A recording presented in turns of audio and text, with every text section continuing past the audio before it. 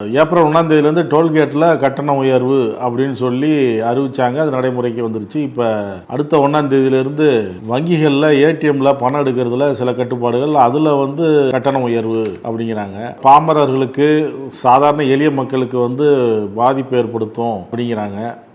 ஆனால் அவங்க வங்கி நலனையும் பார்க்கணும் அப்படிங்கிறாங்க. அவங்க இது எப்படி பார்க்குறீங்க? இதை எப்படி பார்க்குறோம்னா, அடிப்படையில் நம்ம ஒன்று புரிஞ்சுக்கணும். மிக தெளிவாக இந்த சுங்க கட்டண உயர்வு என்பது எங்க போய் நிற்கும் தெரியுங்களா?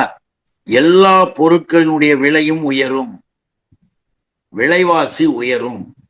எல்லா வாகனங்களும், எல்லா விதமான பொருட்களை கொண்டு போற வாகனங்களுக்கும் 40-60 மேல இங்க இருக்கிற தமிழ்நாட்டிலே இருக்கிற டோல்கேட்ல இப்படி அதிகபட்சமாக வசூல் செய்வதன் காரணமாக ஒரு சின்ன பொருளுக்கு கூட இன்னொரு 1 பைசா, இன்னொரு 5 பைசா, 10 பைசா நீங்க ஏத்துற மாதிரி விலைகள் கொஞ்சம் கொஞ்சம் ஏறும்.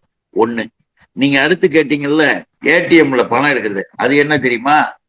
நல்லா புரிஞ்சு பார்த்தோம்னா தெரியும். நம்ம யாரும் ஏமாந்துடக்கூடாது. அதனால சொல்றோம், தயவு செய்து விழிப்போட இருங்க. அரசியல் ஒரு பக்கம் இருக்கட்டும், ஆனா நம்முடைய மக்கள், நம்முடைய வாழ்வு எல்லாத்தையும் இருட்டாக்க கொடுமையை நம்ம நினைச்சு பார்க்கணும்.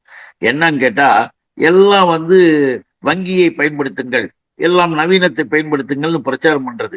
இப்ப ஒரு 5 ரூபாய்க்கு ஒரு பொருள், இல்ல ஒரு 10 ரூபாய்க்கு ஒரு பொருள் ஒரு கடையில போய், சாதாரண பொட்டி கடையில நம்ம மக்கள் வாங்கினா கூட உடனே போனை எடுத்து இந்த போன் மூலியமாக தட்டி இந்த கேஷை அவங்க செக்குக்கு அனுப்பிடுறாங்க, அவங்க பேங்க்குக்கு அனுப்பிடுறாங்க. 5 ரூபா போட்டேன், இந்த யூடிஐல வந்துடுச்சு, அதை பார்த்துங்க. வந்துடுச்சு. அப்போ கையில பண நடமாட்டம் என்பது, காசு நடமாட்டம் என்பது குறைஞ்சி போய் சின்ன பொருளாக இருந்தா கூட அந்த கடைக்காரனுடைய வங்கிக்கு போய் சேருது.